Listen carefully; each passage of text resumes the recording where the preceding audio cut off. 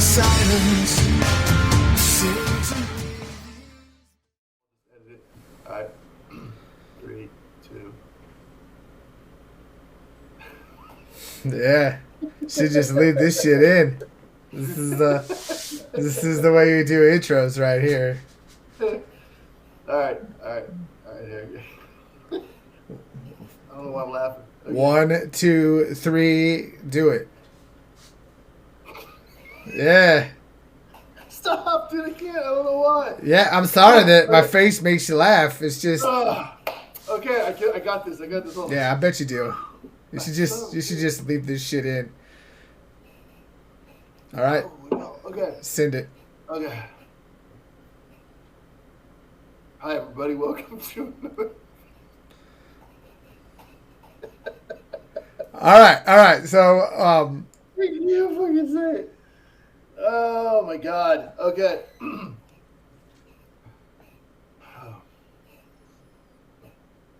Alright, just a second, man. I gotta get this up. I gotta like not look at myself in the camera. Alright.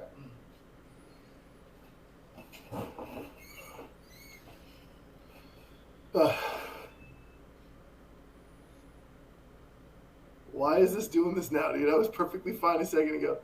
Okay.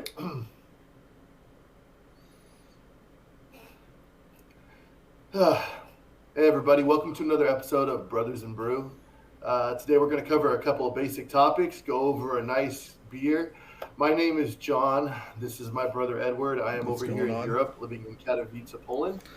Edward is across the world, almost on the other side exactly. yeah, beautiful Fresno, California, where it's 104 degrees Fahrenheit. That's like 38 Celsius, somewhere around there. What is it? 104 Fahrenheit. So it's you're pretty hot. It's like 38. It's the state's on fire, and we're trying to replace our governor with Maxine, the Billboard Queen. So, outstanding. Yeah, I know. And I wouldn't have it any other way for Americans. Exactly. It's beautiful. It's a beautiful thing. Democracy at its finest. Yeah. Over here it's just raining. It's raining it's been beautiful the last 3 days, but it rained for a week straight. So. Yeah, we got about a third of a millimeter yesterday in a thunderstorm. It was a record. It was a record, I tell you. It's a record for the last 4 years. Yeah. It's funny to me. Over here it rains and snows all year long. And then one of the headlines a couple weeks back was how Poland is having water problems. Don't build reservoirs. So let's go right into the beers real quick. So what do you got for me? Okay. I see you already started. Well, I mean. Yeah. No. Yeah, exactly. Yeah, kind of. All right, so I have. This is the best part. Sure it's not like Swice. Well, it's the 1856, and it's a Pilsner, and it's actually really good. I haven't had it yet. That's one until you get to Ireland or Scotland, almost everything's gonna be a Pilsner. They're very they're in the world of beers. Europe's like a bigot. They've got their 30 different variations of Pilsners. Sometimes they call them a lager. It's really good. Comes in a nice 500 milliliter bottle, and it's a brown bottle. It's just a good beer. It has a little story on the back end of it.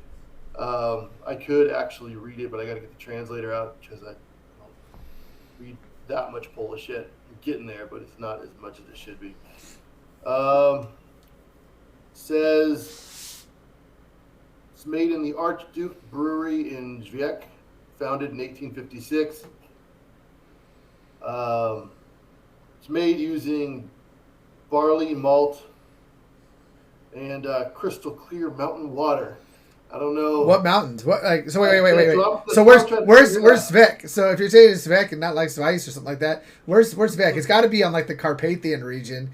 Because they import the water just for this beer. Well, if it's running off of like the Black Mountains towards like Romania or something or like that, they capture it before it goes down to Moldavia or something, I could get it. But otherwise, what mountain? I can look up where Zwick is. Are they talking about the hills in out by Let's find out Warsaw. where this place. Are they calling the Yeah. hills near Warsaw Mountains? Let's see here. We're gonna go I to the swear maps. to We're gonna God, find out. if they And this call, place is up. You know what? You if, know what? It is in the mountains. is it near? Is it part of the piece of old Czech It's the it, Poles annexed or what? it's actually not far from me. It's at Yeah, the it's southern there. border here in Silesia. Yeah, so it's against the Carpathian Mountains. Those are actually Yeah, mountains. Those are actually mountains.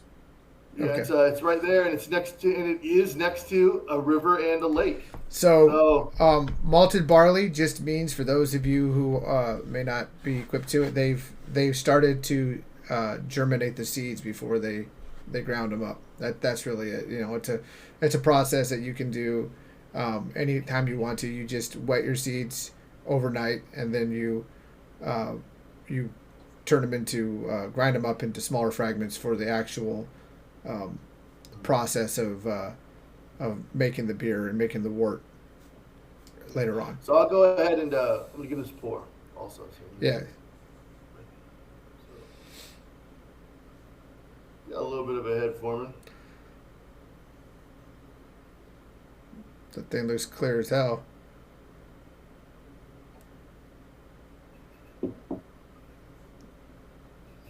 Here we go.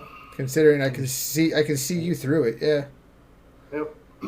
So it's got some good clarity. Um, Excellent aroma. It smells good. It doesn't smell trashy. It smells good. You know how like Budweiser, you know, you can kind of Keystone smell. It But doesn't have it. Budweiser's changed. I plus the Dutch have done a good job with Budweiser. Now Keystone and Busch lattes are still trash. So, but they're party beers. Yeah, I'm liking it. I'm liking it.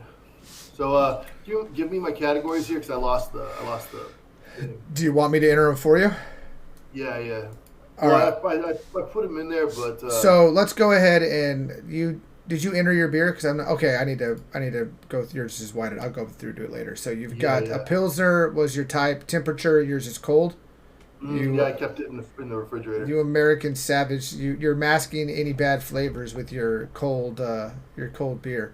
I just can't do the warm beers, man. Bottle. I try and then I want to puke. Yeah, I know. I get it. So it's because it's just a different. So you got bottled, and then you have appearance. So you rated it a 15. You said it was a good clarity. Yeah, it's Aroma. good clarity. Aroma. You said it didn't smell like a girl after yoga class. Mm-hmm. Smells good. And then flavor and taste. You want to elaborate on flavor and taste? Yeah. So, I mean, it tastes like a pilsner. I can definitely taste the malt, and it's got bite to it.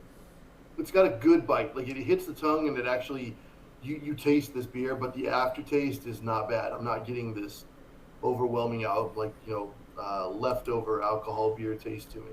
So it stays kind of fresh even after you drink it. Um, I like it. I actually like it. All right, and then we go on to mouthfulness. How does it feel in your mouth? That's what I took a swallow earlier. There's not a lot of carbonation, at least not out of the bottle, even right here when I'm looking at it. So I didn't get a lot of that, but I still feel like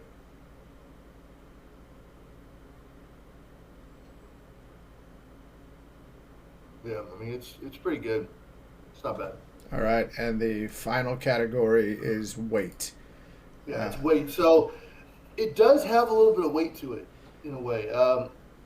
Drinking you this. feel like you're drinking that and then taking a nap, or do you feel like you're drinking that and then going It's on a hike? not quite a nap, but you know how we've had a couple of beers where we were like, hey, we could probably play some beach volleyball and drink this. I don't think I'm going, You're to not. do any workouts if You're I'm not. drinking You're this. not. This is You're sitting at home. You're not, or around the campfire. You're not drinking that and then going on a 5 mile hike. exactly. I think this is something where if I bring this to a party or get together and I drink this. All right. I'm not going to be doing anything like walking a long way. All right, let's go ahead and go to another local American beer that used to be in bottles, but they have since moved it into cans. It is Tioga Sequoia, and I know I really shit on them pretty hard last time. This one is California 99 Golden Ale. It rides right on their theme of everything around Fresno, Yosemite, and Sequoia National Park. So you've got they haven't come up with a 41 yet, or a 180 or 168, but I'm sure that they will. But this is 99. It's a golden ale, which I want to know because ales are sometimes ales like smell like a wet dog. When they're not like a pilsner's got a very distinct thing, but sometimes, especially red ales, they have like a pretty pungent smell or front end taste. So this one of the things that microbreweries here have started to do is they've gone to tiny cans, like 8 to 10 ounces, and then they sell them like if you get like a 12 ounce can, which is like your 400 like milliliter like can, they package them in packages of four and then sell it to you for like $12. It's insane. Um, I have to say thank you to Tioga Sequoia for doing a full pint size can, which is 473 milliliters, and doing six of them, and then selling them at a very reasonable price of like $10. So you get a pretty dang good deal. Now I know I shit on their peachy one last time, but like I'll be honest, I typically have high hopes for these kinds, just due to the fact that this is kind of their bread and butter, in my opinion. I had a red ale. We were supposed to do this last week. It was really good. I drank it all. So I had, and then I went, and it's seasonal. So then I went back to go get it again, and like the guy at the store was like, "Yeah, that flew off the shelves. They're not going to have any more for like 30 days." So I'll pour it into the big glass because otherwise it will be leftovers.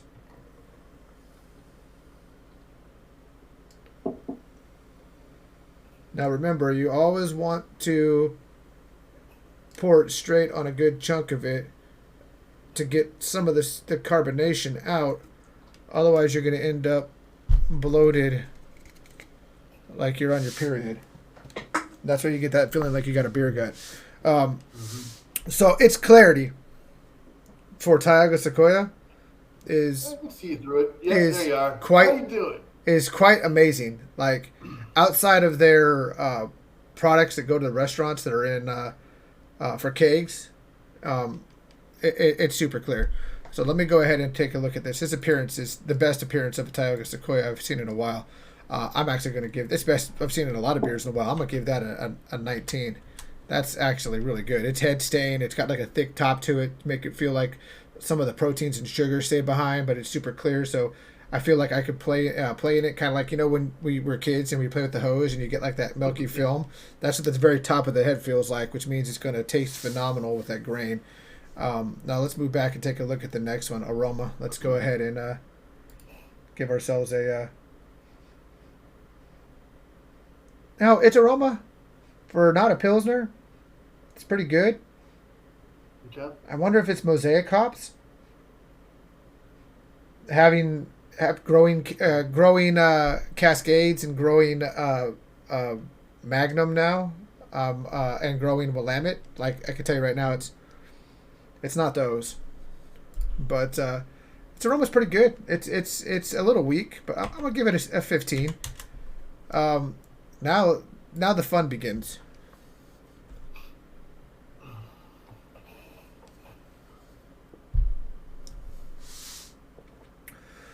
Oh yeah, that grain on the head. Yeah. It's like I'm eating oatmeal. Oh, it's phenomenal. It's phenomenal. Tastes good? Oh, that's phenomenal. I most people are like default to pilsners and lagers. Man, I want to give it. I got it. I'm gonna give it a 20. I'm gonna give it a 20. Really? I'm gonna give it a 20. That's that good. I can't think of anything. I can't.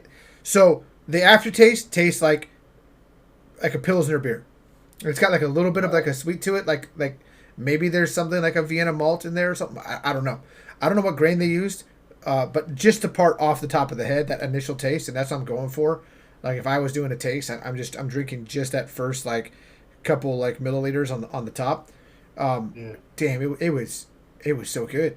That was good. All right. And it's got a low alcohol ABV. It's only 4.65 or something like that. So it pretty much is just like eating adult oatmeal. I mean, that was good. So Taste wise, flavor and taste, that was fantastic. All right, let's take a big drink and hold it and see how if it feels like I've got Listerine in my mouth based on the CO2.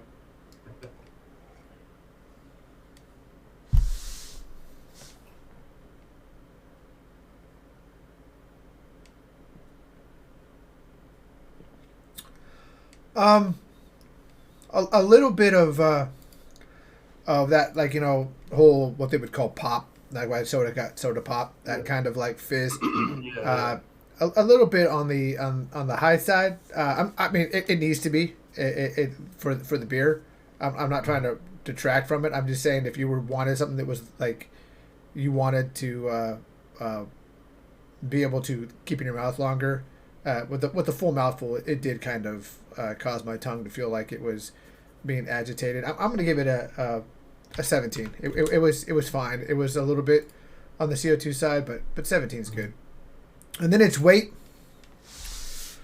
It comes in pints. I don't think that just based on the sheer quantity of the serving size, which is a good thing. You're not bringing a 6-pack for you and your buddy and drinking 3 each, and then going out and doing stuff. I mean, you're sitting at home playing board games, watching American football, or as my Australian friend calls it, the footies. The fitties. Yeah, so the footies is on. I got to go. That kind of stuff. So I mean, that's what you're doing here. I mean, it's good. You go around the bonfire. This would be a great beer to drink while you're like tinning a grill for like 8 hours.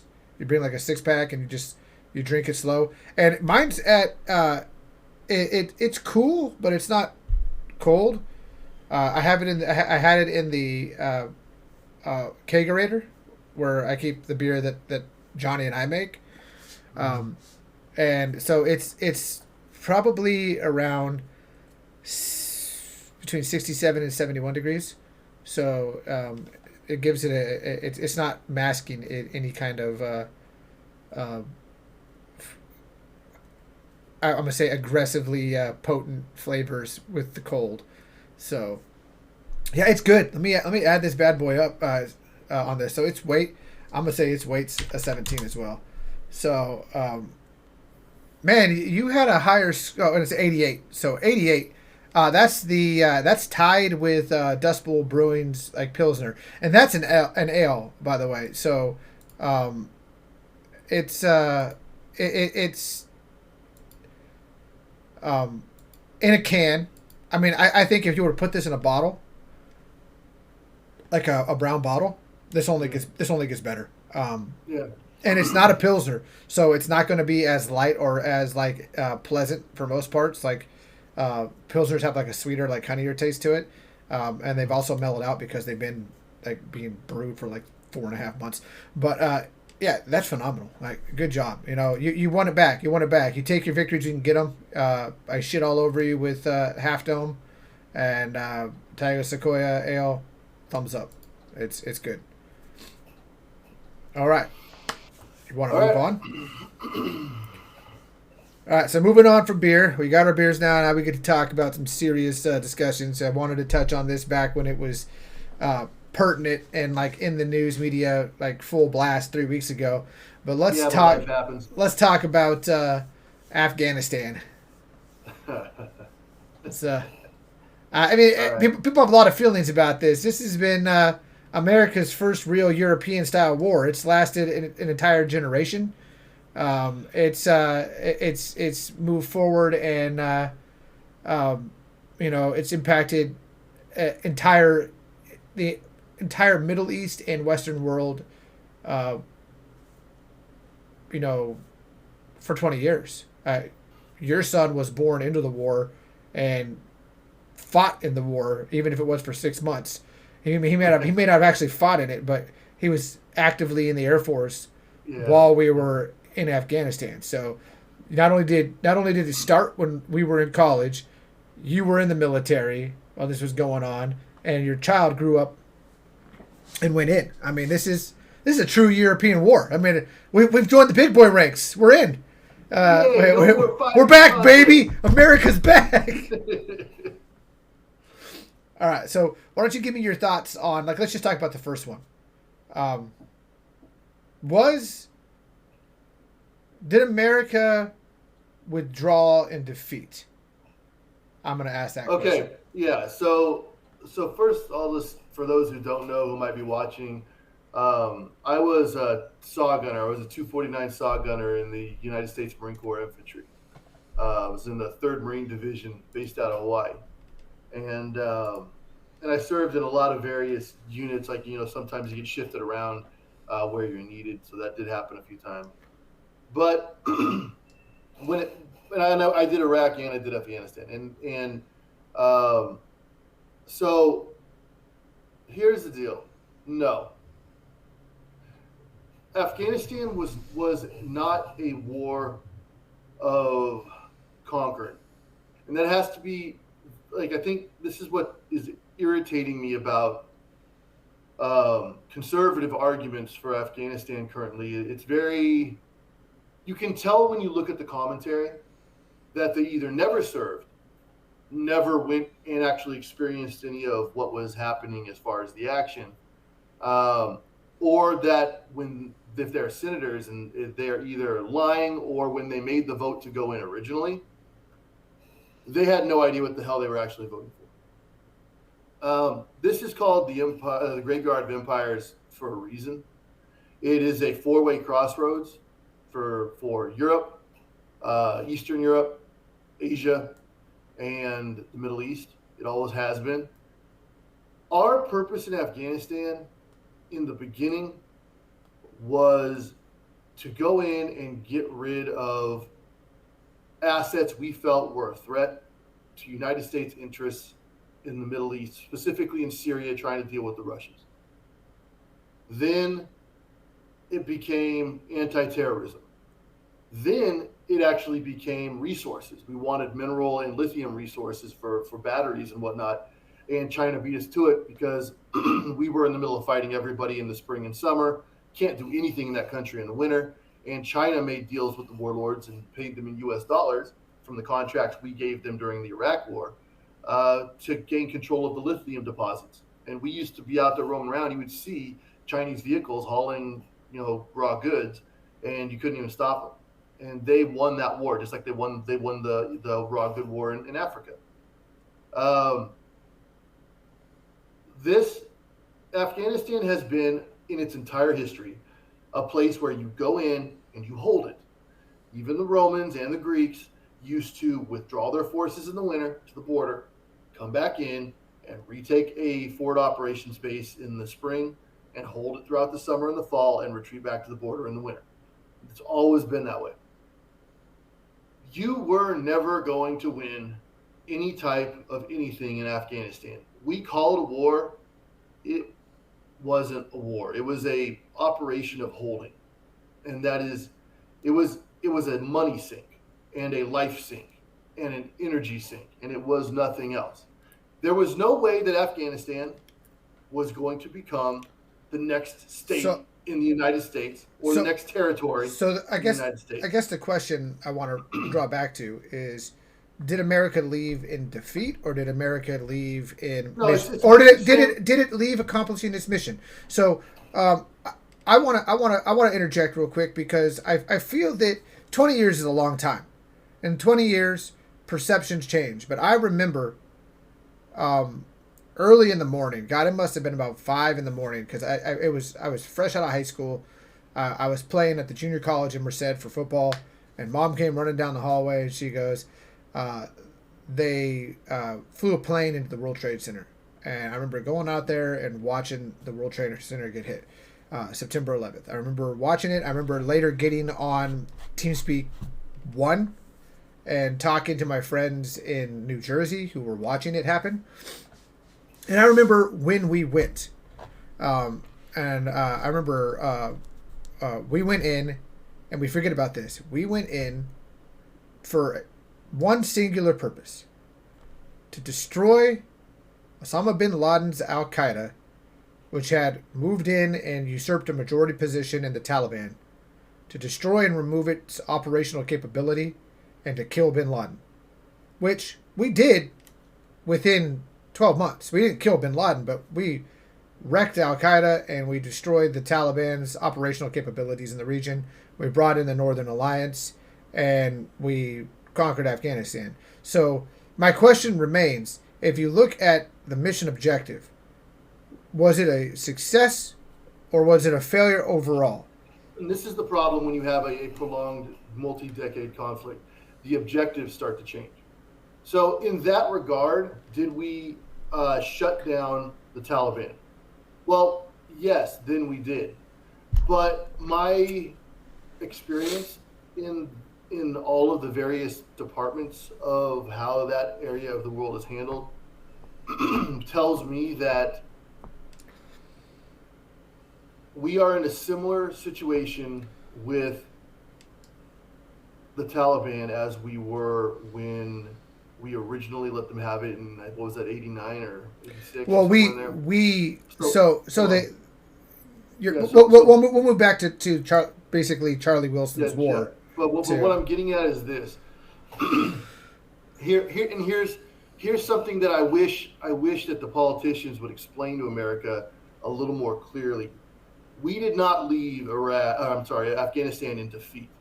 We left Afghanistan because while we are still, for now, the most powerful nation in the world, the upcoming possible conflict with China and Russia and North Korea and Iran supersedes what we can no longer get for resources out of Afghanistan. We can't compete with China directly there because, and China is soon to find out how difficult it is, the payoffs they're going to have to make to utilize that $600 billion Silk Road that they actually built while we were there and didn't stop for Trump administrations and Biden administrations and even the end of the Obama administrations. They started it in 2014. Trump allowed that Silk Road to be finished. He didn't tear it up. And that Silk Road runs all the way to Italy.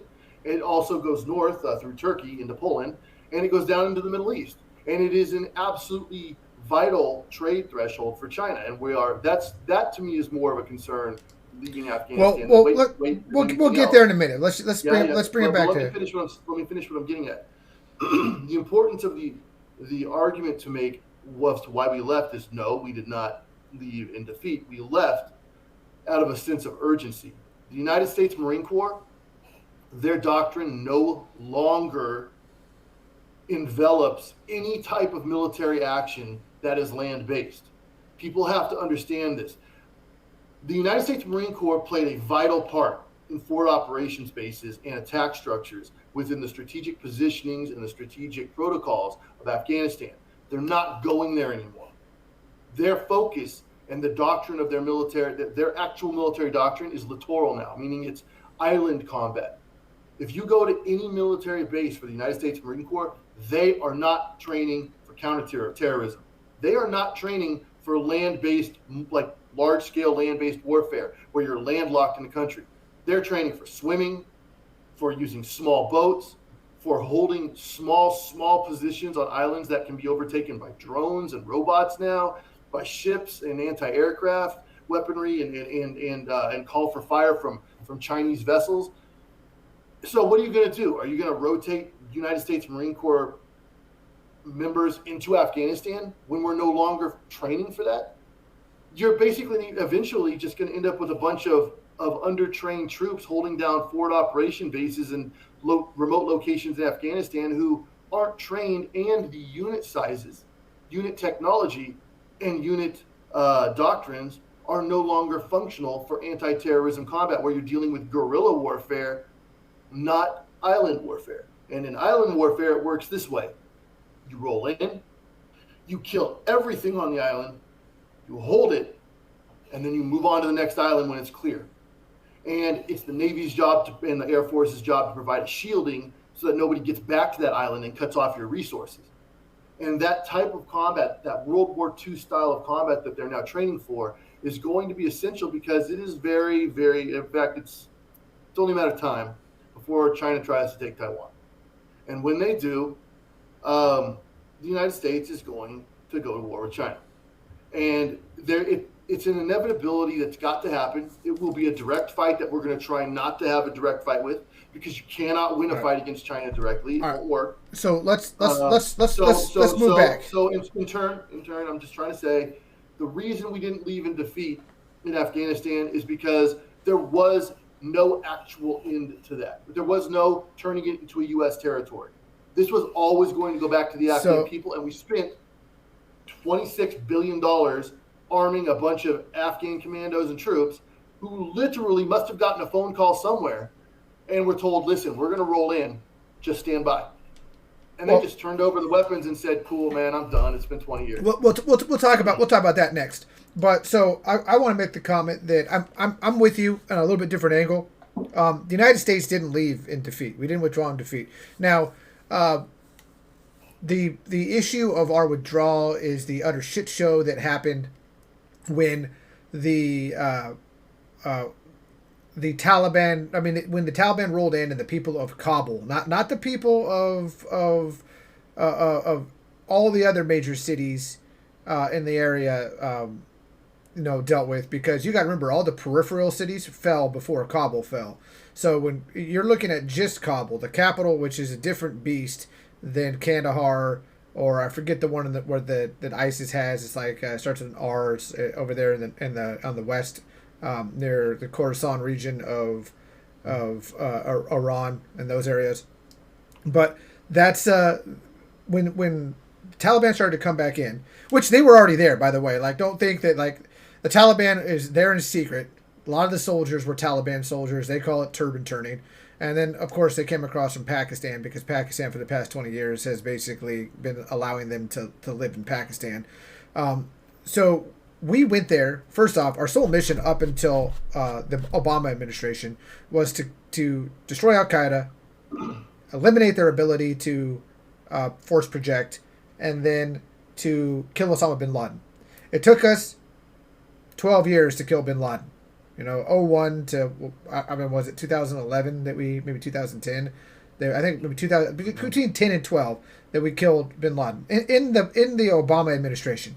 At that point, we should have been out in 16 months under Karzai, who was a leader who was more. It was May 2nd, 2011. Okay, so I believe that the president or prime minister or whatever they're calling it was Hamid Karzai, and he had a much firmer grip on his country. I'm sure that he was just as corrupt as these individuals were in their government, but he was respected because he was a war hero coming out of, I believe, the Northern Alliance and those areas, and he had a stranglehold on his country. His military would do what his military told him to do. They wouldn't, and he kept them supplied and, more importantly, paid. Yes, we paid Karzai's government to pay the troops, but he made sure the money made it to the troops, which is something that this government was not doing.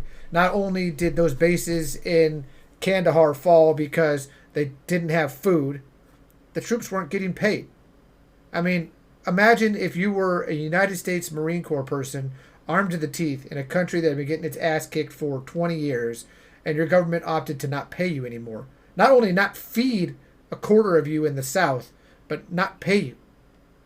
Well, why? If you were a general, why wouldn't you become a warlord? I mean, at that point, we're going to get paid one way or another. And then your government flees and takes the keys and the cars with it. I mean, that's what they did. So we left Afghanistan in a good situation, because we didn't just leave a month ago. I had friends in the Air Force packing up planes 6 months ago.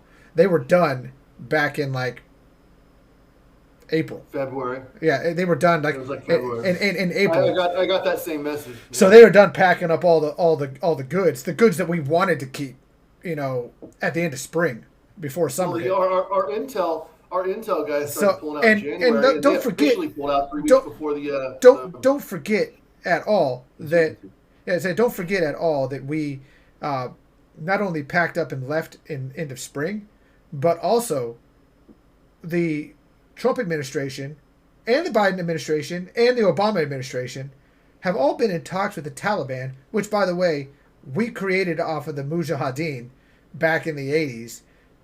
Used pictures of them coming to the White House to meet with our Reagan back Mhm. during when the Russians were trying to occupy Afghanistan, and we were giving them Stinger missiles and arming them. So the idea that the Taliban is Osama bin Laden's Al Qaeda is not true. Now they are a zealot, dangerous entity that is murderous and it has terrorist tendencies, but they're not Al Qaeda. They're not ISIS. All right, and the This is difference the is. other part I wanted to make sure people understood. So we And didn't. this I'm is gonna leave. We didn't leave. We actually should have left in 2012. Claimed mission accomplished. Bin Laden's dead. Come back to the U.S. Pulled all of our troops out and given the keys back to Afghanistan and the Taliban back then, because the people would have welcomed them all back in, because that's what they want. This is what they want. All right. You're talking 300. You're talking. I think it was the 10th largest military in the world, like Army Corps. When we left, they had 300,000 active soldiers. All right. You know, it folded in a month. All right, it was wrapped up and defeated, switched sides in a month. All right, this is what they want. You don't the 10th largest military in the world doesn't roll over and take it in the ass no, unless they want that it. was my point. Is that they took 8 cities in 7 days. Yeah. Like if you don't, that's the quick. That might be the quickest invasion of a country in the history of the world. Yeah. It took 8 cities 7 days, and they had Kabul, and it was literally the commandos just went here, take them. Yeah, I don't care. so and they Roll switch through. and they switch sides. So this the people the majority of the people that are calling the shots want this. The government that didn't have control and was a minority government, which basically facilitated this, kept the money, probably didn't pay the troops adequately, and then fled with it probably to Russia or China. I don't know I where went they're to at. Pakistan, and now I think if I had to guess, he's in Turkey. It's going to be somewhere. I mean, it's going to be somewhere where money talks that isn't America. And that leaves China, Russia, Turkey, Egypt, that kind of stuff. Probably end up shot in the back of the head, like a suicide shot in the back of the head twice. That kind of stuff. Fell down the stairs with a bullet. Yeah, exactly. Yeah. But we didn't leave in defeat. We actually left in victory. We just left under a government that was going to. Well, It was a government that was. The way that we left, I mean, we talk about nation building. We didn't nation build in that country. We literally stayed there. We built roads for our military, and we killed Afghani kids for 20 years. That's what we did. We killed 18-year-old kids for 20 years, and we didn't do any. Like, where was the WalMarts? Where was the Gaps? Where's American Eagle? Like, we didn't nation build. Like, we were going to nation build, we would have done what we did in West Germany. We would have done what we did in Iraq. In Iraq, we literally took Baghdad, and 6 months later, IKEA was stocking every apartment. So, Thing. but I'm just saying that Iraq was we allowed a Shia minority in Iraq, Shia minority group to get power in Baghdad, which eventually led to the ISIS catastrophe, which Iraq had a better sense of nationalism, especially the Kurds, and that defeated the ISIS issue. Don't even get me started So- on how the Republicans fucked over the Kurds. I'll never forgive them for that shit. But I'm not even there. But I'm just saying that Iraq's a little bit different because you're not dealing with like as much tribes. Like the nation building arguments void. We stayed in Afghanistan to kill people. We were there to kill people. We did it. It was mission accomplished. We left, and you can't leave in a government that's not wanted by the people and expect that government to magically prop itself up. It folded like the wet paper towel it was. We didn't stay in Afghanistan to kill people. That doesn't serve us any kind of purpose. We Yeah. stayed in Afghanistan because the idea was if we could hold Afghanistan, the longer we could hold it, the possibility of being able to create oversight in China, maybe get some resources or keep an eye on Syria. But once you got to remember something. There's two very, very different things that happened here. And this is where Afghanistan fails overall. When Trump was in power, Trump did not want to fuck with the Russians. He didn't want to fuck with them. I don't give a damn what he said on camera. If you look at his policy making, his phone calls, his love letters to Putin from over the years, and then you look at what he was having his diplomats do and his intel workers do around and not within the arguments dealing with Syria specifically. And then, if you don't need anything else, just look at what he did to our allies. The Yemeni, he declared them terrorists. The Kurds, he literally took the only force who stopped ISIS. It wasn't the United States. The United States did not kill ISIS. The Kurds did. We took our special forces, used force multiplication, and we had engagements with the Kurds. But when it came time to take Mosul, it wasn't the United States that took that shit. It was the Kurds. That's why if you talk to our Green Berets, you talk to our SEALs, you talk to the guys who were there. Wait, let me talk. Talk to the guys that were there. They were so pissed off about the order to let Turkey go over the border and kill the Kurds. We're mixing and matching. We were no, we're not. Yeah, we're not, because that's where you're short-sighted. We stayed in Afghanistan to kill Afghanis, dude. Afghanis joined the Taliban. That's what we stayed in Afghanistan to do, and we did it well. And we blew up villages, and we rigged munitions to detonate when it was used, and we did it well. We didn't do anything to. I have a fucking conversation. Well, I mean, you've been driving it, so sure. Why don't you drive it some more? I'm not driving. I've listened to you for 15 minutes. Yeah. Go talk. Thank you. When you're looking at Herat trade centers that we didn't utilize, but we kept out the fobs 50 miles out in any direction from those cities to try and, have little firefights here and there with people. The Taliban was no longer effective because it didn't need to be effective. On some level somewhere, somebody was talking to the heads of the Taliban and said, we're going to leave this to you. Start making things right.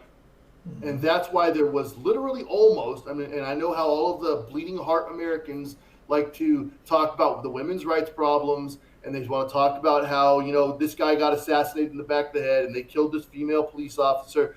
Well, I hate to have to say this to you, but if you go to Honduras, you're going to get the exact same type of headlines. There is no other America in the world. When you're in Poland, and they have stricter abortion policies in Texas, right? When you are in Afghanistan, the police of vice and virtue are going to come knock on your door if you're not keeping with the standards. Sharia Allah is going to rule that country, and there's nothing you could have ever done to do it.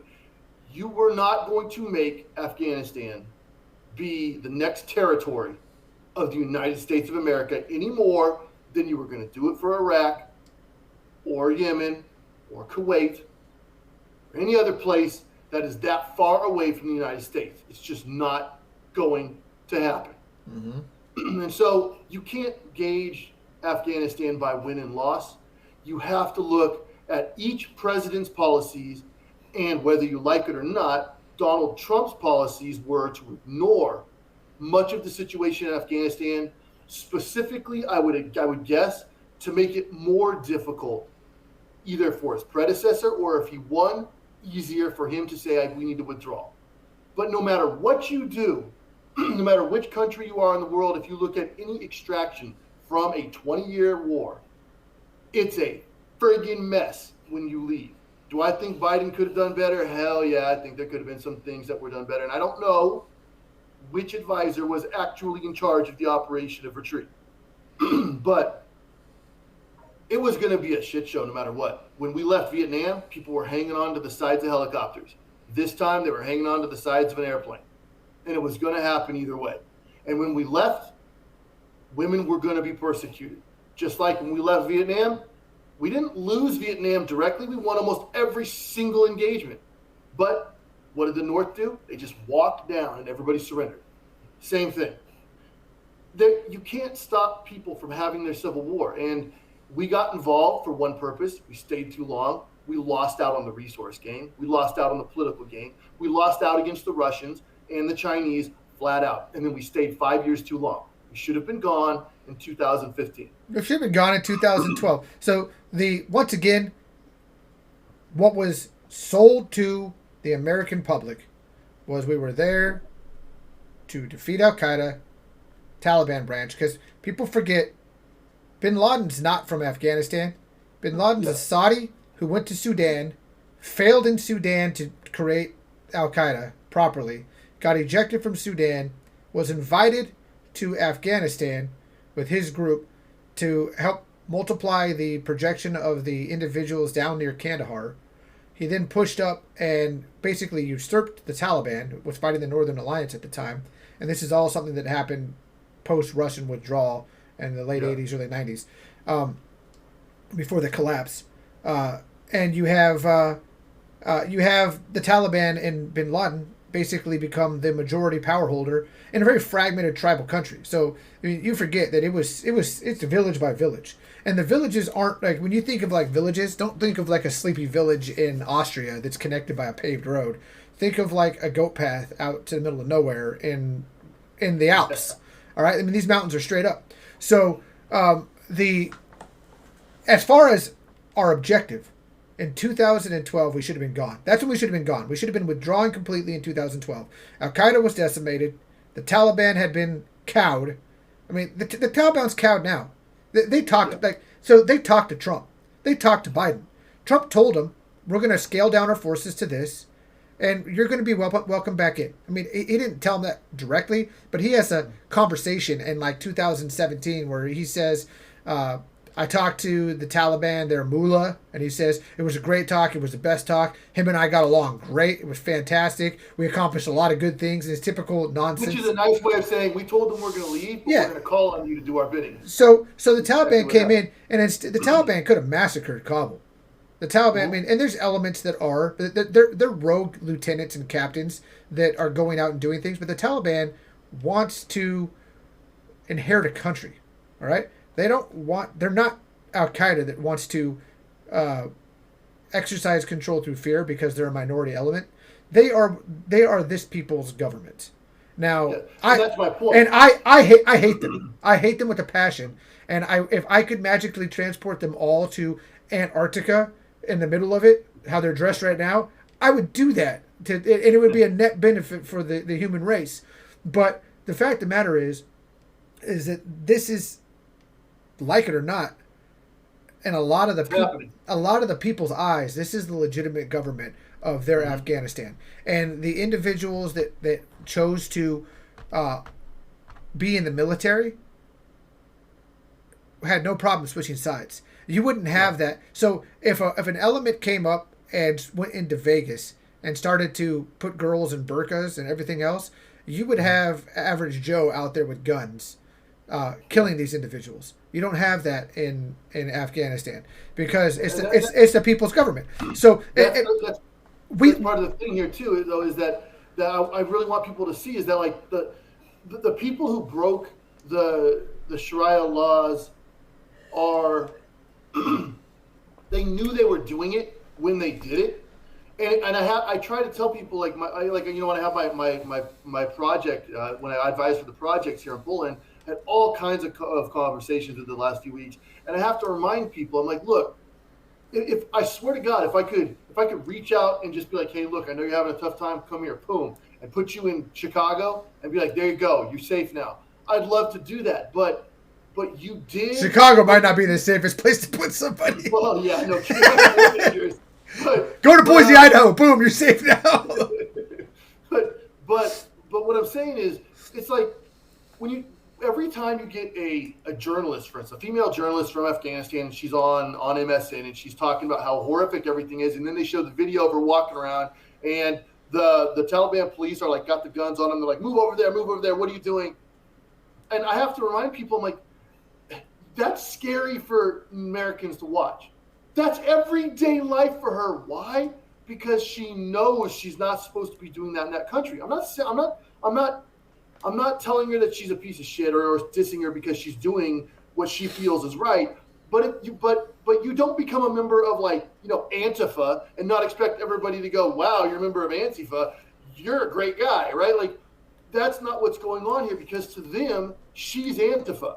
Yeah. Well, so like it's not right in my eyes as an American. But when you go there, this is an accepted practice, and you can't. It's a win in Rome situation. You can't enforce American ideals on a country that simply doesn't have the same view. So it won't work. So the it's a good comparison of the Antifa and the perceived agitators of what the common person believes.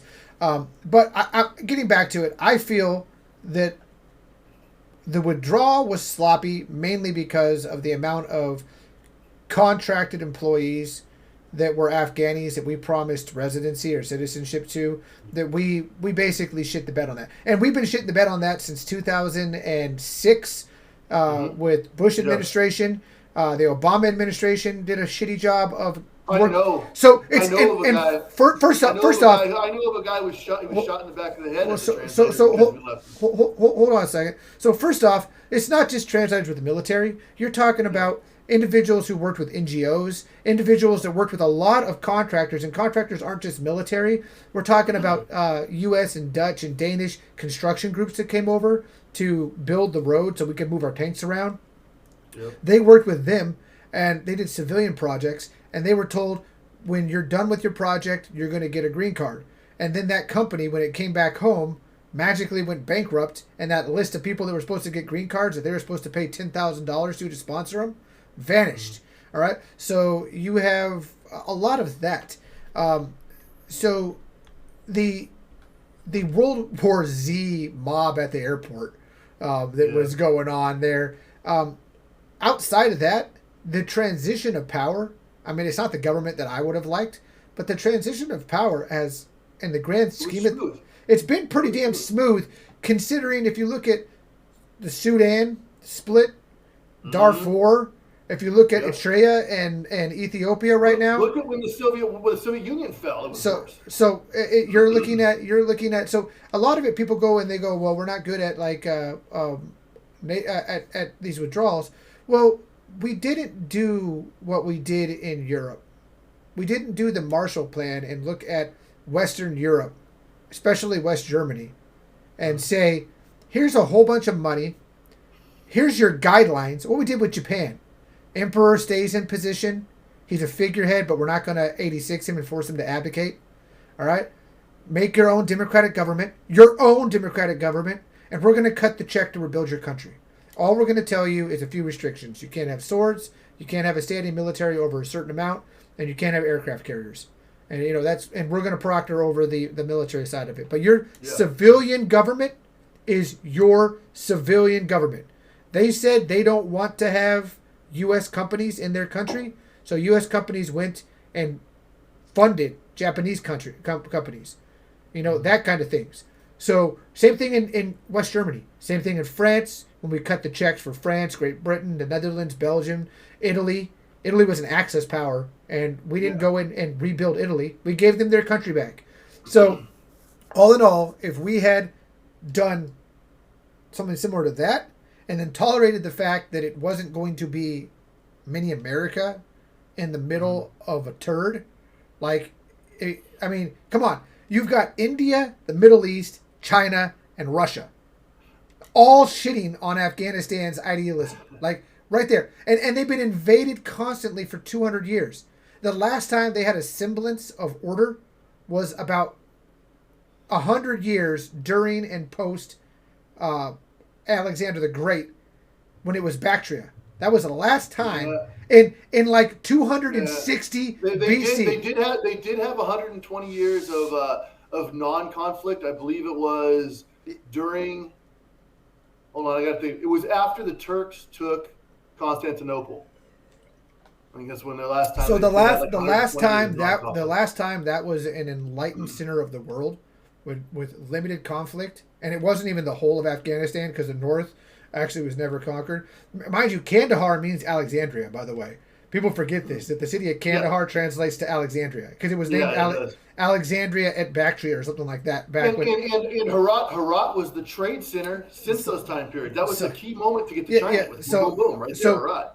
Back when that was the last time it had a semblance, about 100 years. And then it was shit on by the Achaemenid Persians and then the Parthians, and then it was just shit on constantly after all that. So, and then the Mughals and the British, and then the Mughals again, and then the British again, and then themselves, then the Russians and the British, and then the Russians. So it's just it's just been rolled up, and for a good 1,200 years, you've got villages that are more, in the Northeast, it might be more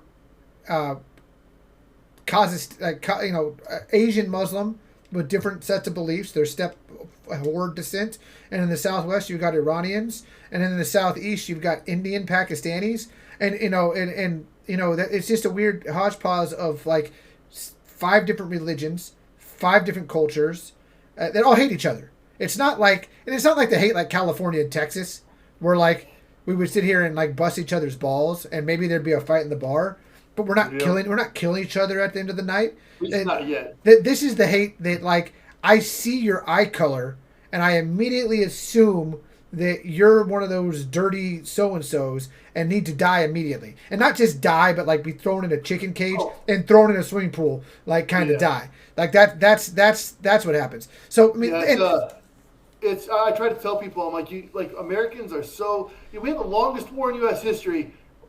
Like less than 5% of the men served.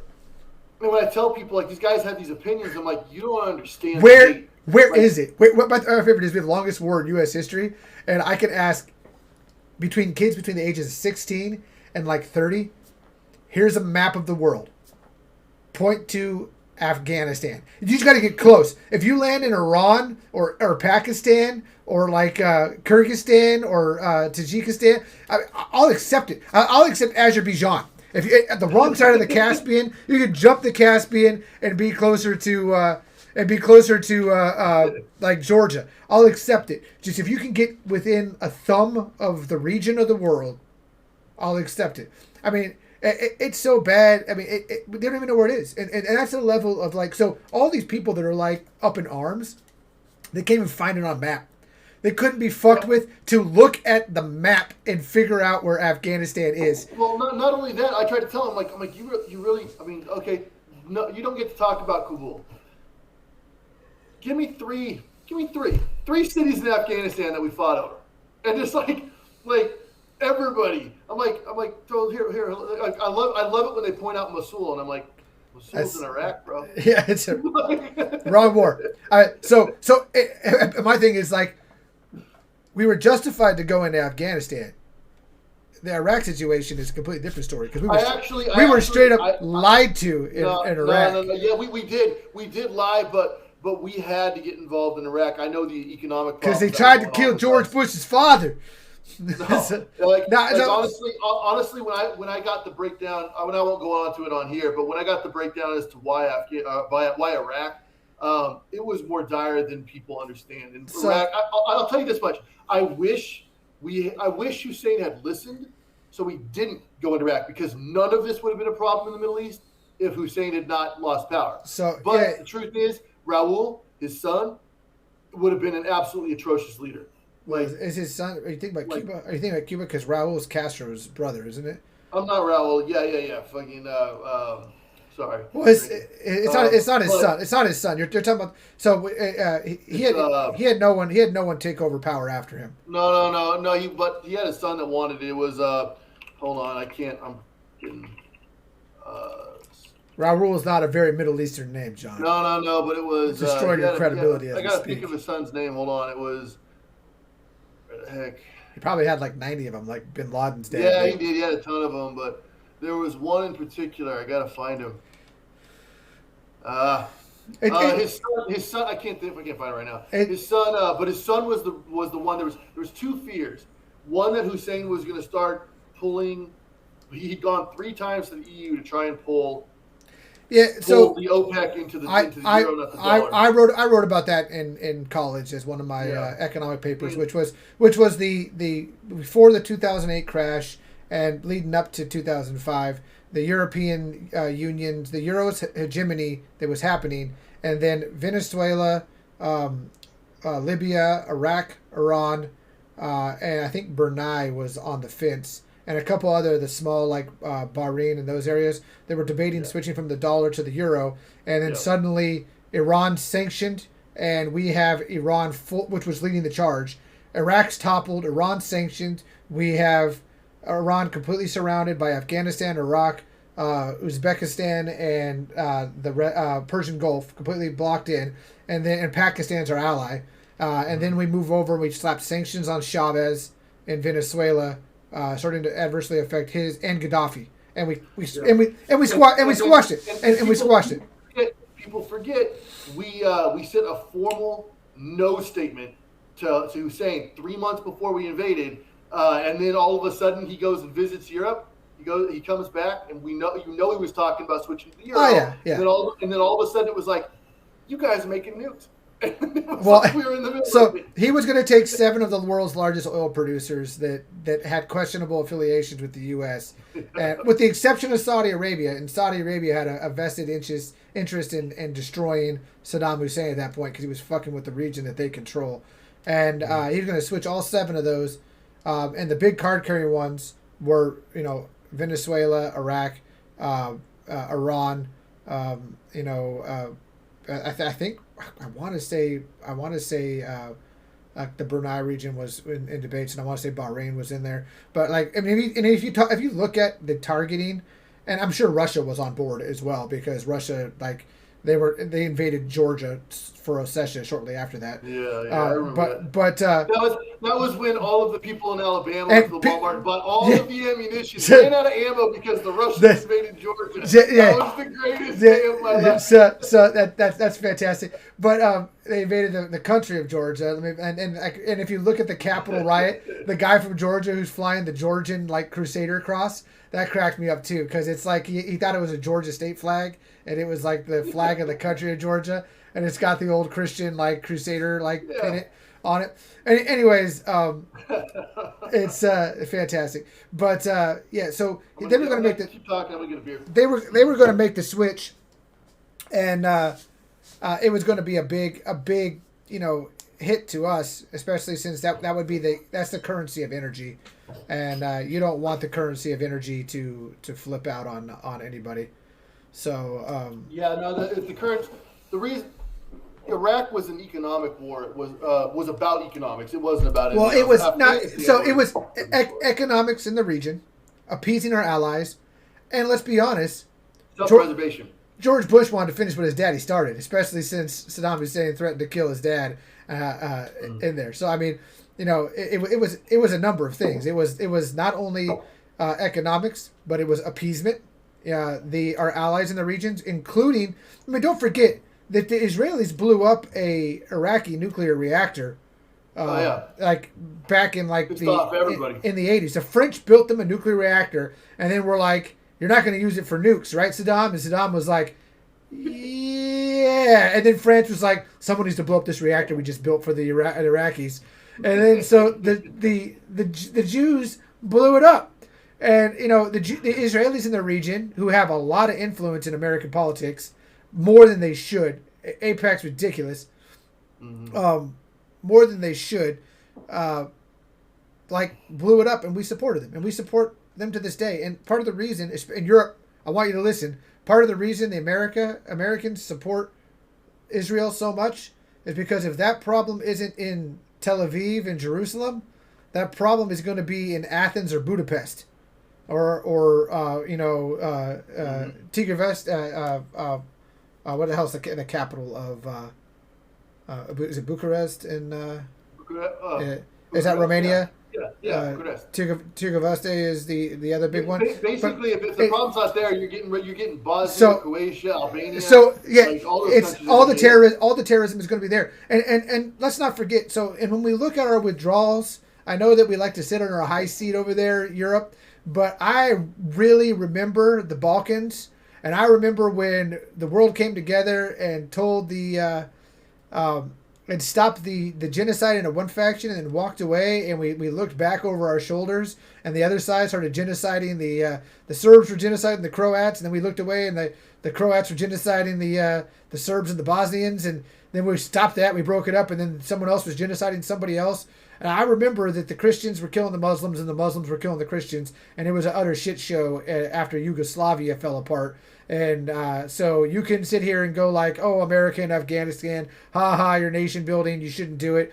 But you guys, it's not that long ago that the Yugoslavia was balkanized and turned into another shit show too. So it's not before people go and judge and forget about the past, interventionalism, unwanted interventionalism, just results in changing the majority genociders into the minority genocided, and that's kind of Yeah. what is happening in Well, and in then in this. in Afghanistan, Well, but let's Rwanda. There's another yeah, one. there you go. There's another one. Yeah. But like I tried to say to like I tried to say about it is the problem. Part of the problem the United States has is that whenever we see somebody who's like the underdog, we want to help them because we know we can, and then they owe us one. Help! I'm being And that oppressed. I'm being oppressed. No, yeah, because we're Galahad, dude. That's the problem. Is the United States thinks we're Galahad. We came out of World War II. World War One, we came in and saved the day. We ended World War One at the last day by coming in and throwing a bunch of troops at it, and then World War Two. Not only did we save the Russians by building them and all the stuff they needed for an army, we also, I mean, the Russians won. Newsflash: Russians won World War II. By the way, this out of the commitment of troops, but they did it with American equipment. All right. yeah. Then you have we came in and we liberated the part of the world that our textbooks reference in school. All right, Mm-hmm. that's really what it is. Charlemagne's empire is safe. We did it. Spain, France, Western Germany, Italy. Charlemagne's empire is safe. We can continue We got to what teach. was important. We continue to teach how great feudalism was. And remember, there was no slavery in Europe. Serf, that's just a fancy word for person with a lot of opportunity. But I had this argument. My ethics class for my bachelor's. I had to have that argument. I'm like, what are you talking? Europe had slavery its entire existence. It was called serfdom. Yeah. I was like, it literally means slave. Yeah. So I mean, there's a people that the word slave is derived from, and they're called Slavs. Yeah, They're there you go. the Romans were like, these people make good slaves. So we're just gonna keep here rating this. And anyways, the getting back to the fact of it is that we came out like the good guys, and then we went in and we saved South Korea, and we twisted that after MacArthur really fucked that up. And then we were going to go into Vietnam and continue, and we lost. We won, but we lost, and we lost the people's support back home too, because we were no longer looking like Galahad, and that's where we're at now. Like, well, how are we supposed to be an Arthurian legend? I honestly tend to think of it as I think before, if you go pre 1960, we had Galahad syndrome going on, but I think We still do. more or less since then, due to the nature of our technological warfare and our policies to try and keep a grip on the U.S. dollar being the backing for other income or for other currencies in the world, we've actually become more of the Black Prior, where it's you're coming in to save everybody, but you're going to owe us, and we're going to collect. And Well, now we're Rome. Being that king, being the Black Prior, makes us very powerful, but very scary to everybody else now. So we have this weird neo-imperialism where we come in and instead of doing like what the British did, or even the Americans in the late 1800s with the Philippines and those areas. Cuba when they tried that, yeah. Well, we did it with the Philippines. We did it with Hawaii. Our neo-imperialism now is we come in and we say, we're not going to take your industries and make them our industries, because that's what imperialism really was. The British did it. The British did it the best. The Dutch and the British were phenomenal at it. But instead of like doing that and establishing trade companies, we establish our own moral police in these areas. We go like, we're going to. You need to subscribe to our values and our economic set, because we do. Look how fantastic we are, and it doesn't work that way. It's a bad approach to take. Well, the reason but that our it fails so hard, quote unquote American exceptionalism that has been beat into everybody from the right. I mean, how many times did you hear American exceptionalism growing up? Like, oh, American exceptionalism. Hollywood propagated all the way up until 2005, and around 2005, Hollywood took this shift. It was like, we're kind of being bullies and pieces of shit, and maybe we should let like a Costa Rican be a Costa Rican and not try to make them like an American. Yeah, which is what I was getting at. Which is like, when we, like I said, we took Baghdad. All of a sudden, DirecTV and IKEA were everywhere, and they were building apartments with Which IKEA for stuff inside of it, and they were hooking up which is the right DirecTV thing to everywhere. do to actually nation build, by the way. Yeah, yes, okay. But the problem is that it we didn't educate them as well as Americans. We So just said, hey, take your standard non-existent education system that's based on Muslim law, and then here's IKEA. so And we're there like, well, we didn't. All we did was give them so that DirecTV and like, no enlightenment. There was no so enlightenment period. that's a Western theological issue. Whether you're in Poland, Great Britain, France, America, Canada, or Australia, or New Zealand, you're you see things out of a post-Reformation Christian bubble. All right. So the correct response to nation build in, say, like Afghanistan, if you were going to do this, is one, pay the money to Walmart to put a Walmart in Afghanistan. Two, open up schools, religious schools, get Egyptian, Turkish, Bosnian, Serbian, Croatian, Muslim imams to go teach. Don't send the Red Cross. Yeah. Send the Red Crescent. But it'll never happen because 50% of the population of the person leading the coalition, which is the United States, and a good chunk of like French and Belgians as well, British. can't get past the fact that they're still crusading. They're still crusading to convert. Well, what's funny is they're still crusading while the jihad is still crusading. You know what? Like and we're cousins. We're all Abraham's like children. Theologically wise, you've got the split: Abraham and Sarah, and Abraham and Midgar, or whatever her name was, the concubine that he had when she was old and didn't have any kids. He was like, "Fuck her, have a son." Has a son, which is like Ishmael or whatever it is, and then Sarah gets pregnant like 15 years later. And Abraham's like, sorry, legitimate son, you're out. So kicks him to the desert, eventually forms Islam, right? Yeah. That's what Muhammad tracks. It's probably all bullshit, but Muhammad tracks it, like the lineage to link it into Christianity and Judaism to that, right? Yeah.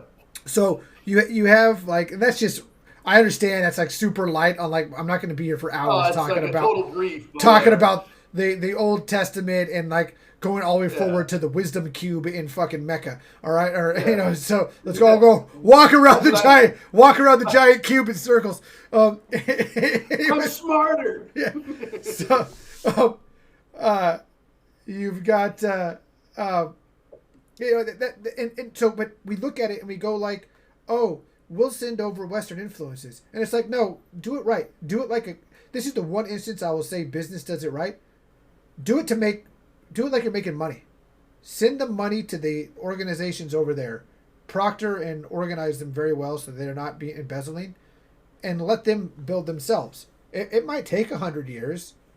But, and we don't got the teeth for that, by the way.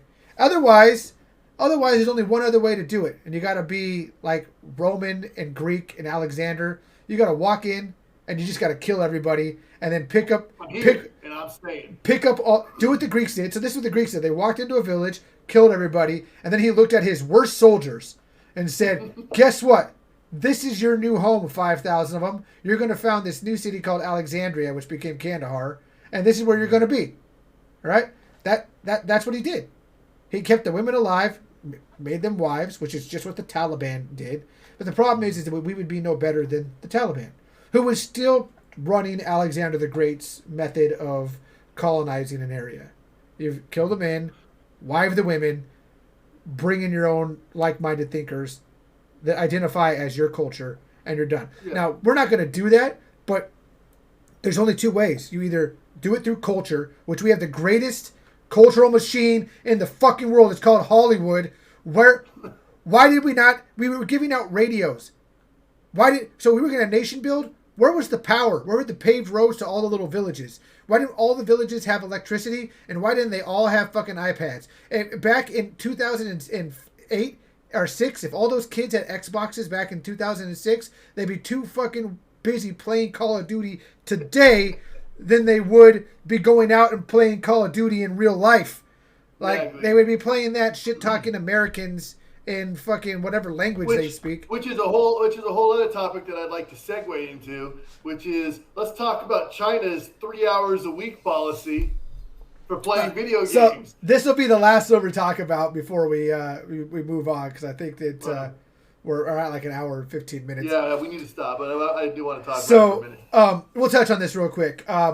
China's a totalitarian controlling state. Most young kids, and you know this from your own experience. Yeah. It's like this is like when your son was in high school and they gave him the little Apple laptops. They're not iMacs. That's the computer. I forget what they're iBooks or whatever they are. iPads. No, it's not an iPad. I think it's an iBook or whatever. MacBook Pro. MacBook Pro. Yeah. So for school, which by the way, there's another. Here's this $1,500 like tool for you to use from school. Like how spoiled are we, right? First world problems. You know. And half of them get water spilled on them. Yeah, because it's not theirs. They didn't have to buy it. They don't care about it. But they're like, you're not supposed to be able to go to play games on it or do XYZ on it. Within like 15 minutes, he had it cracked. You know, he had gone to it, looked up how to do it, bypassed the security, removed the security so that it was in a way that they wouldn't have known, and he was able to play games on it. He probably went to Pornhub on it. I mean, it was all kinds of stuff. You see this when we substitute taught. Dude, every single period, I would have to go because they share the MacBooks. You'd have to go back and remove all the dick pics that they left on the background. Yeah. So the next person who opened it up would see a giant cock. Yeah. Like I honestly had to go through that every and that's never going to change because I remember when I was teaching in 8th grade and like the progression of like of phallic showing. So it went from like kids drawing dicks on the desk. I remember one of the girls was like, someone drew a big veiny monster on the desk. There's a big ass dick on the desk. It was like 8th grade. To like, now they just leave it on their computers. The girl opens it up and is like, there's a dick on my screen. And everybody's like laughing about it. To when I was in 5th grade, I had 5th graders watching a fisting video on someone's personal phone. And like 4 of them, like 3 boys and 2 girls watching some like 18-year-old girl get turned into a puppet on the fucking phone. It was just like all the way up inside of her. I'm like, go to the principal's office. Like that was a complete mystery to us when we were in 8th grade. We did find those Hustler magazines out in the orange orchards. And I remember I was like in 3rd grade because you were like in 5th, and I'm like, I don't know what that is, but I want that more than anything in the world. That is now my current obsession in this world is to get that. I don't know what it is, but I am compelled and drawn to be all about that. I felt the same way. I was like 5 going, we need to collect as many of these hot women. We took them back and we stored them in the field next door underneath that piece of plywood. And we were looking at moldy freaking Hustlers. Some illegal Mexican dude probably jerked off with it a portalet. For probably roll around in hepatitis and we didn't even fucking know it. Oh shit. They're coming to get him. Busted. Someone's not vaccinated. They're coming to get you. 1 dose, not 2. Yeah, going to jail. The gulags take hot dicks to the back of the throat. Poland's cracking down. They're cracking down. They're Krakow! So, anyways, so these kids, getting back to the topic, these kids are able to play video games with our kids and me. I mean, hell, there's a game called Atlas we used to play, and we put up pictures on our flags because you could put your own stuff up there of like Tiananmen Square and other shit. Because we knew that if they saw that, they'd have to shut the computer down, or at least that was our hope that they had to do it. Yeah. So, but they would bypass their own firewall systems to get out to play with Westerners in these games and so forth. So part of it is their kids are being viewed as unproductive, and they're getting that quasi age bracket where like back in my day. So I had this discussion with Dad. We were watching Tampa Bay play Dallas the other night, and he was talking about how Joe Montana is the greatest quarterback that ever existed. And I was like, it's fucking Tom Brady. Like, I don't know what you're talking about. Like, he's got literally every statistic. And he goes, well, back in the 80s and back in the 60s, like it was a different game. They got all these rules to protect him. And I'm like, if you take the modern athlete from 2020 and you give him the rule set and let him practice for a year of what it was in 1978, he'll smoke him. He's a second faster, 200 pounds stronger in every lift. And like that fat white dude that's tough is just as injured as the soft white dude over here. But except the difference is that there's 63 of them on the team this way. You only had one. They would get absolutely decimated. You're talking 30 years of plain research to get to the modern day athlete today versus what you had then. I'm not saying that Joe Montana wouldn't be a great quarterback in today's setting and that his career might not have been longer. But I was saying is that just because it happened. You're saying that the people hitting him hit him a lot harder. So you got that mindset of the people in charge in China are in their like 60s and 70s, their dad's age and mom's age, just like they are here, and they look back and they go, the youth of today, they don't know what it was like. We got to make America great again. We got to do this. Like, not understanding that, like, because they don't understand it. They don't get how computers work. They don't get that this is when they used to sit around the radio, when they used to go outside and beat each other with sticks, that kind of crap like we did. This is what it is today. They sit around the Snapchat and look at each other. Like that's what they do. And they send messages. They go to a party and they send messages. So they look at them as unproductive pieces of shit, which some of them are, and some of them are fat, which is a health concern. But the other thing they look at is that they're exposed to Western idealism because they can't properly moderate it. Now I do have a couple of things that I want to make points in on this. For one, it hit the gaming industry hard. Sean, as you know, like he Blizzard was really concerned because D4 and WoW, these are games that like they count on for the. They're all going to buy it. They're all going to buy it still. They still got 2 days. Well, here's the thing. You know who did really, really well this week? For Honor and Ubisoft, because the matches are 5 minutes. Now, this can have positives and negatives for things like the gaming industry because you and I like a game that takes some time, has some story, but if they still want to cater to China for the money, you might see the gaming industry start cutting down their games in quality to administer to the casual gamer who only has 1 hour to play 3 days a week.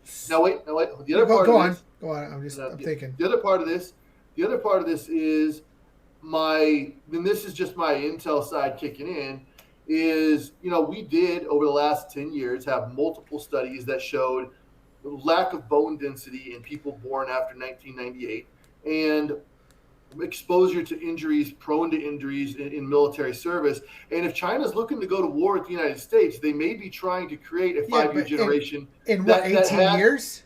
No. It doesn't take that long to build bone density.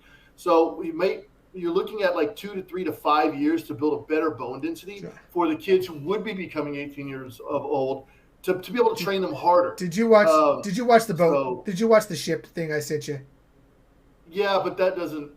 I see the things you send, and then I see the things that I see here, in the European side, and they deal with them. And I'm telling you, China's not a pushover. Oh, their influence is great, and they're not a pushover. No, I'm not talking about influence. I'm talking toe-to-toe military power, especially in the Navy. They're not. They have a different tactic, but they're not a pushover. In fact, there was a whole exercise done on the J-20s, their new stealth fighters that they were talking about. Whereas RF-35s, they were talking about the difference in engagement. And the new Chinese ships being built, they aren't built like ours. Yeah, because they sink. As far as armament, you have one ship sink does not mean your entire fleet. Their aircraft carrier, they suddenly burst into flames. I know, I saw it. But when one ship sinks, doesn't mean your entire fleet's shit. We have ships. Look at Joe's ship; it's still in harbor.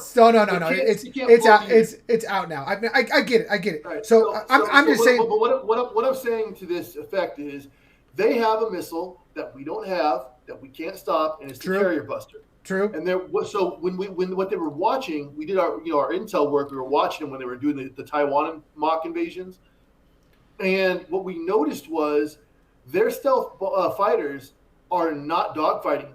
They're not doing it on purpose. What they're doing is they're getting in range to fire on our ships with those Carrier Busters, even the small ships, which would be an overload to kill those. They're going to fire them and leave. They don't want to engage U.S. planes. Well, no, they're purposely not engaging U.S. targets in order to engage U.S. targets. So before we go, I'm gonna drag us back to this, but I've had this discussion. One, there's such a finite supply of the planes the Chinese have that I'm not too concerned about it. As of today, as of next year, as of 2 years out, I'm not concerned because their industry, they don't have the capability to replace the planes. They're pumping out more ships they're pumping out ships on the same level we were in World War II right it now. it I'm not going to get into the armament side because we'll be here for like 4 hours. I'm as of today and 5 years out, I'm not concerned about China. 20 years away, very concerned about China. China's going to. I'm talking like 2027. I'd be worried. Uh, Very worried. Very, very worried. I'm actually. We're going to agree. We've had this debate a lot. We're going to agree to disagree. Let's go back to video games. We're deviating from the topic. I know, but my worry in this particular edge of topic is that I'm worried that the United States will go to war with itself over this whole division of politics and set us back further than we need. We're definitely going to retract ourselves because we're focusing more at right now at. If we look at the Freedom State, Texas, going forward with the abortion ban that actually restricts the freedom, it's like, don't get involved in my life. Your vagina is my property. Which is this, even though I'm not even having access to it. So if we look at just that aspect of things, we're going to be more focused on shitting on each other for the next 15 years until the baby boomer generation the boomers. It's the Generation X and baby boomer generation is gone, and then once so the next 20 years, it's going to be the issue because it's going to calm down when dad and mom's generation die. Which coronavirus is doing to one side right now. I mean, we're looking. Yeah. I'm looking at every day. I look at the numbers, and like no one's really talking about this, but you go look at the. So I would not the be. Republican constituency is dying. Like that's why I laugh every day about the conservative right constituency is dying by the hundreds a day. So I was doing. Nathan and I were having this discussion. I was doing the math in Florida alone. Florida is losing 2,000 Republicans to every 300 Democrats every month. Day. Every month. Yeah. No, not every day. Every month. Day. It's every month. So, it's every month. So, it's every month. But what I was laughing about is I was like, you would think one person would walk up to like McCarthy and go, "Yo, we really need to change what we're saying. We are losing votes, not because people don't agree, but because they're following exactly what we say." Yeah, they're dying. So I was looking at it, I'm like, Georgia might be a lock-in now, unless they properly gerrymander it, because Georgia's Republican constituency since July has fallen by like 7,000 people. Same with Florida's. Now, you got to remember, the Democrats only won Georgia by like 11,000 votes. So now it's 18. Now it's bigger. So, and not to mention that, like, let's just say that it's for an example, I'm going to use two fictitious names, John Doe and Jane Doe. And John Doe is the conservative who bought into the rhetoric that, like, vaccines are 5G capable and that it's all poison. And bought into it all, right? You're killing me with that one. So, and then he dies. And then Jane Doe and their 3 kids feel betrayed because it was preventable. So now you've got one dead conservative vote and 3 new moderate or Democratic votes. So you've just lost 1 vote and the Democrats have gained 3, which is a lot of the things that would have happened. Or like the Green Party has gained 3. Or they just don't vote. Which is just as bad. So no one talks about like the dynamics of what this is doing to the conservative party, and it's very dangerous for them, which it makes me kind of giggle because it's ridiculous. But getting back to China, like the big thing about China, I think is they're going under the auspices of like our kids are fat and they're playing too many video games. And I think what the truth of the matter is those kids are being exposed to Western idealism, and they're like worried that like they sit down and they play a game with me and like they learn English through the games, just like I've had to pick up Spanish, or like people learn Russian or whatever it is to communicate with who they're playing with. And then they ask a question and you go, "That's not right," and they go, "Yeah, it is, my textbook said that." And then because they've bypassed the firewall systems or the net cafes have, you hit them with a bunch of information, and then they go like, and you show them like different links that are accredited. And they go like, "Oh my God, like the fucking Cinderella castle is falling down upon me." And they go, and everything changes. And you got Hong Kong. And so you crack. Yeah. I feel bad about Hong Kong, man. That when the British left in '97, we all knew that it was going to happen. And to be completely fair, I don't like to shit on any administration because it's rough to do, but Trump really should have found some way to arm some of those protesters.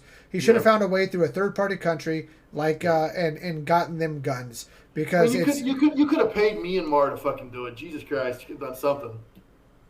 All you got to do is have a shipment of guns that were meant to go to the Chinese military suddenly fall off the fucking ship and end up in the hands of. No, we do it in the Philippines all the goddamn time. We do it. It's in Yemen. We do it around the world. In Ethiopia and Eritrea right now. That's like the argument with like the Second Amendment here. My guns keep me safe. I'm like, you understand that like if we had a civil war, the guns would be flying into this country from every direction.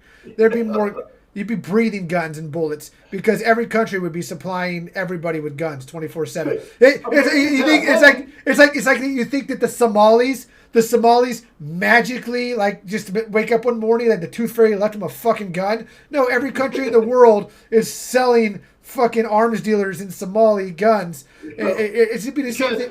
Because an AK-47 takes $1.50 to make. Yeah. If we sell it to them for $5, we just made a profit. I'm like, I'm not worried about needing to own a friggin' AK-47 or a 250 a 249 SAW or something like that, because I know that when the war breaks out, or if the war breaks out, I'm gonna have all the 7.62 ammo I want and a million Cold War light machine guns and AKs. Like, just the Russians are just gonna drop containers on top of our heads full of fucking guns and be like, kill each other, Americans, go nuts.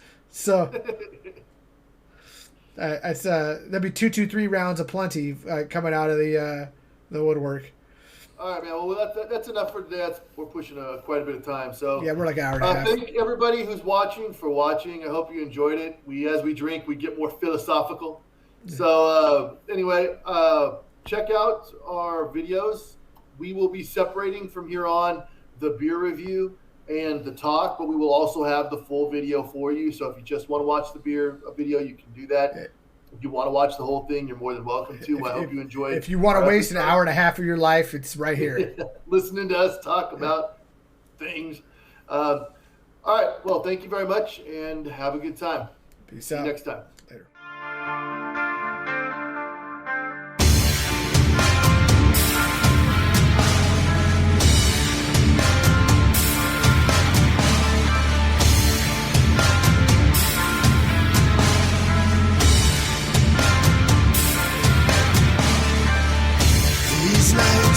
Sanctified in silence, sing to me these melodies, golden